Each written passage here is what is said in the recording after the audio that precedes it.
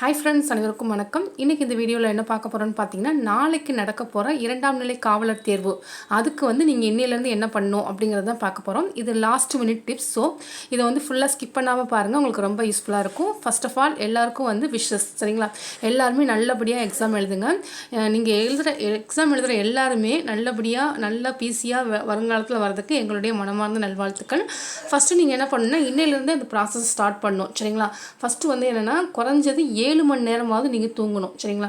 அதாவது இன்றைக்கி உட்காந்துட்டு 10 மணி 10:30 11 மணி 12 மணி வரைக்கும் உட்காந்துட்டு லாஸ்ட் மினிட்ல ரீகால் பண்ணுறேன், ரிவிஷன் பண்ணுறேன், மேக்ஸ் ஃபார்முலாஸ் படிக்கிறேன் அப்படின்னு சொல்லி எதுவுமே பண்ண வேண்டாம், சரிங்களா? தயவு செஞ்சு இந்த வீடியோ பார்த்ததுக்கப்புறம் டக்குன்னு என்ன பண்ணுங்கள், நீங்கள் பண்ண வேண்டிய வேலை புக்ஸ் எல்லாம் எடுத்து ஓரம் கட்ட வேண்டியதுதான், சரிங்களா? இதுக்கப்புறம் நீங்கள் படித்து எழுதி ஒன்றும் பண்ண போகிறதில்ல. ஸோ இது வரைக்கும் படித்த வரைக்கும் போதும், படித்தது உங்கள் மைண்டில் இருக்கணும். ஸோ அதுக்கு ஃபஸ்ட்டு உங்களுக்கு தேவையானது என்னென்னா ரிலாக்ஸேஷன், சரிங்களா? ஃபஸ்ட்டு உங்கள் மைண்டை ரிலாக்ஸாக வைக்கணும். ஸோ தயவு செஞ்சு புக்கை எடுத்து வச்சுருங்க, சரிங்களா? அது மாதிரி பார்த்தீங்கன்னா நைட்டு 9 மணிலேருந்து 10 மணிக்குள்ளே தூங்க போயிருங்க. அது மாதிரி குறைஞ்சது 7 மணி நேரம் தூங்குங்க. காலைல 5:30 மணிக்கு மேலே, 5:30 மணி இல்லை 6 மணிக்கு எந்திரிச்சா போதும், சரிங்களா? எந்திரிச்ச உடனே படிக்கணும் அப்படி இப்படிலாம் யோசிக்காதீங்க. சப்போஸ் நீங்கள் 6 மணி 6:30க்கு எந்திரிச்சதுக்கப்புறம் படிக்கணும் அப்படின்னு ஒரு ஃபீல் வந்ததுன்னா நீங்கள் என்ன பண்ணுங்கள், மேக்ஸ் அதாவது ஆப்டிடியூடுக்குள்ளே ஃபார்முலாஸ் மட்டும் ஜஸ்ட்டு திருப்பி பாருங்கள், சரிங்களா? அந்த நேரத்தில் உட்காந்து மனப்பாடம் பண்ணுறது அந்த மாதிரி ஒர்க்லாம் வச்சுக்காதீங்க. அதுக்கப்புறம் நீங்கள் இன்றைக்கி நைட்டே என்ன பண்ணணுன்னு பார்த்தீங்கன்னா, தூங்க போகிறதுக்கு முன்னாடியே ஹால் டிக்கெட், சரிங்களா? ஹால் டிக்கெட்டை மறக்காமல் பிரிண்ட் எடுத்து வச்சுக்கோங்க. அது மாதிரி பால் பாயிண்ட் பென்னு 1க்கு 2 இல்லைன்னா 3 பென் கூட வச்சுக்கோங்க. பால் பாயிண்ட் பென் பிளாக்கும் யூஸ் பண்ணலாம், ப்ளூவும் யூஸ் பண்ணலாம். ஸோ உங்களுக்கு என்ன கலர் வேணுமோ அந்த கலர் எடுத்து வச்சுக்கோங்க. பிளாக்னா ஃபுல்லாகவே பிளாக் வச்சுக்கோங்க, ப்ளூனா ப்ளூவே வச்சுக்கோங்க. ஆனால் எக்ஸ்ட்ரா ப்ளூ ஆர் பிளாக் ஒரு பென் எக்ஸ்ட்ரா வச்சுக்கோங்க, சரிங்களா? ஒவ்வொரு இடத்துல இன்விஜிலேட்டர் பிளாக் மட்டும் யூஸ் பண்ணுங்கள், பிளாக் யூஸ் பண்ணக்கூடாது அப்படின்னு சொல்லிட்டாங்கன்னா நீங்கள் ப்ளூ யூஸ் பண்ணுறதுக்கு கையில் ஒன்று ரெமடியாக வச்சுக்கோங்க, சரிங்களா? அது மாதிரி பார்த்தீங்கன்னா இப்போ நிறையா எக்ஸாம் சென்டர்ஸில் என்ன பண்ணுறாங்கன்னு பார்த்தீங்கன்னா, ஒரிஜினல் ஐடி ப்ரூஃப் கேட்குறாங்க. அதாவது ஆதார் அட்டை இல்லைனா வாக்காளர் அட்டை இல்லைனா டிரைவிங் லைசன்ஸ் ஏதாவது ஒன்று ஒரிஜினல் கேட்குறாங்க. தயவு செஞ்சு புரிஞ்சுக்கோங்க, ஒவ்வொருத்தவங்க ஒரிஜினலை அப்படியே கலர் ஜெராக்ஸ் போட்டு அதை லேமினேட் பண்ணி வச்சுருப்பீங்க. தயவு செஞ்சு அதை எடுத்துகிட்டு போகாதீங்க, சரிங்களா? நீங்கள் எடுத்துகிட்டு போக வேண்டியது என்னென்னு பார்த்தீங்கன்னா, ஒரிஜினல் லைசன்ஸில் தமிழ்நாடு அப்படிங்கிற அந்த கோபுர வடிவ சிம்பிள் பார்த்தீங்கன்னா நல்லா கிளியராக தெரியும். ஸோ ஒரிஜினலை பத்திரமா வச்சுக்கோங்க. ஏன்னா ஒவ்வொரு இடத்துல ஒரிஜினல் மட்டும்தான் கேட்குறாங்க. ஸோ ஒரிஜினல் ஆதார் அட்டை எடுத்து போனீங்கனாலும் எங்கேயும் மிஸ் பண்ணாமல் பைக்குள்ளேயே வச்சுக்கோங்க. அதாவது பைக்குலனா பசங்கன்னா பேக்கெட்டில் வச்சுக்கலாம், பொண்ணுங்கன்னா கையில் பத்திரமா சேஃப்டியாக வச்சுக்கோங்க, எங்கேயும் மிஸ் பண்ணிடாதீங்க. அது மாதிரி இப்போ பார்த்திங்கன்னா கொரோனா டைமாக இருக்கிறதுனால எல்லோரும் மாஸ்க் அணிஞ்சிட்டு போங்க, சரிங்களா? ஒவ்வொரு டைம் பார்த்திங்கன்னா மாஸ்க் அணிலெல்லாம் உள்ளே விட மாட்டோம் அப்படிங்கிற மாதிரி சொல்கிறதுக்கு சான்சஸ் இருக்குது. ஸோ அதுக்கு நம்ம இடம் கொடுக்கக்கூடாது.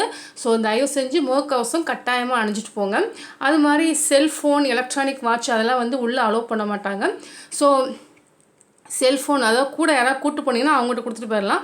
சப்போஸ் நீங்கள் தனியாக தான் எக்ஸாமுக்கு போகிறீங்கன்னா தயவு செஞ்சு செல்ஃபோன், எலக்ட்ரானிக் வாட்ச் அதெல்லாம் வந்தீங்கன்னா வீட்டிலே வச்சுட்டு போயிருங்க. ஏன்னா எக்ஸாம் ஆஃப் டே தான், ஆஃப் டே எக்ஸாம் முடிச்சுட்டு வீட்டுக்கு தான் வரப்போகிறோம்.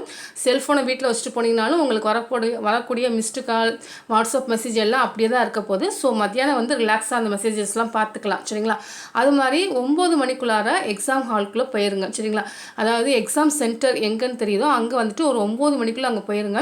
9 மணிக்கு போகிறது முக்கியம் இல்லை, போகிறதுக்கு முன்னாடி சாப்பிட்டுட்டு உள்ளே போங்க, சரிங்களா? சாப்பிட்றது பார்த்திங்கன்னா ஆயில் ஃபுட்ஸ், அதாவது எண்ணெய் சம்மந்தமான ஃபுட்ஸ் எடுத்துக்காதீங்க. அதாவது காலையிலேயே தோசை, பூரி அது மாதிரி எடுத்துக்க வேணாம். அது மாதிரி பொங்கல் சாப்பிட்டிங்கனாலும் ஒவ்வொருத்தவங்களுக்கும் மந்தமாக இருக்கும். ஸோ காலைல நீங்கள் எடுத்துக்க வேண்டிய பெட்டர் ஃபுட் என்னென்னு பார்த்தீங்கன்னா இட்லி எடுத்துக்கலாம், சரிங்களா? இட்லி சாப்பிட்லாம். அப்படி இல்லையா சாப்பாடு ரைஸ் தான் இருந்தாலும் ரைஸ் சாப்பிட்டுட்டு போங்க, எதுவுமே சாப்பிடாமல் போயிடாதீங்க. அதாவது இட்லி மட்டும் தான் சாப்பிட சொன்னாங்க, இட்லி சாப்பிட்டா தான் பிரிஸ்காக இருப்போம்னு சொன்னாங்கன்னு சொல்லிட்டு இட்லி இல்லையே நம்ம சாப்பிடாமே போவோம் அப்படின்னு நினச்சிட்டு தயவு செஞ்சு சாப்பிடாமல் போயிடாதீங்க. ஏதோ ஒன்று இருக்கிறத சாப்பிட்டுட்டு போங்க, சரிங்களா? ஏன்னா உங்களுக்கு இப்போ நீங்கள் காலைல உணவு சாப்பிடாமல் போனீங்கன்னா உங்களுக்கு நிச்சயமாக 11 மணி 11:30க்கெலாம் பசி எடுக்க ஆரம்பிச்சிடும். ஸோ மைண்டு பசியை நோக்கி திங்க் பண்ண ஆரம்பிச்சுன்னா உங்களுக்கு எக்ஸாம் கரெக்டாக அட்டன் பண்ண முடியாது. ஈவன் நீங்கள் படித்த கொஸ்டின்ஸே வந்திருந்தாலும் மைண்டு அதுக்குள்ளே போகாது. ஸோ தயவு செஞ்சு காலைல என்ன ஃபுட்டாக இருந்தாலும் சாப்பிட்டுட்டு போங்க. ஆனால் ஆயில் ஃபுட்ஸ் எடுத்துக்காதீங்க, சரிங்களா? எண்ணெய் சேர்ந்து நிறையா எண்ணெய் சேர்ந்த ஃபுட்ஸ் எடுத்துக்கிட்டிங்கன்னா ஒவ்வொருத்தவங்க பார்த்திங்கன்னா காலைல சாப்பிட முடியலன்னு சொல்லிட்டு உடனே போயிட்டு டீ கடையில் போயிட்டு பஜ்ஜி அது மாதிரி பஜ்ஜி வடை அந்த மாதிரி ஆயில் ஃபுட்ஸாக எடுத்துகிட்டு போவீங்க.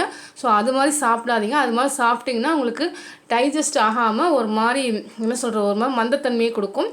அது மாதிரி பொங்கலும் சாப்பிட வேணாம். மற்றபடி நீங்கள் ரைஸ் வித் சாம்பார் எதுனாலும் ஓகே, உங்களுக்கு என்ன ஃபுட் கிடைக்குதோ அதை சாப்பிட்டுட்டு போங்க.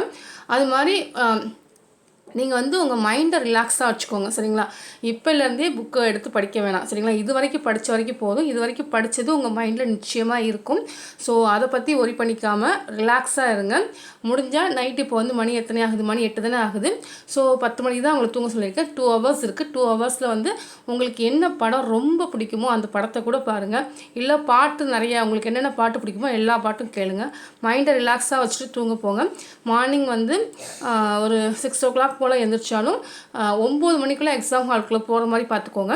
அது மாதிரி உங்கள் மைண்டில் வச்சுக்க வேண்டிய ஒரே ஒரு விஷயம் என்னென்னா, அங்கே எவ்வளோ போஸ்டிங் இருந்தாலும் உங்களுக்கு தேவை ஒரே ஒரு போஸ்டிங் தான். ஸோ அந்த போஸ்டிங் நமக்கு தான் அப்படிங்கிற ஒரு கான்ஃபிடென்ட், ஒரு தன்னம்பிக்கையோடு போய் எக்ஸாம் எழுதுங்க. எல்லாருமே பாஸ் ஆகலாம். Okay friends, thank you.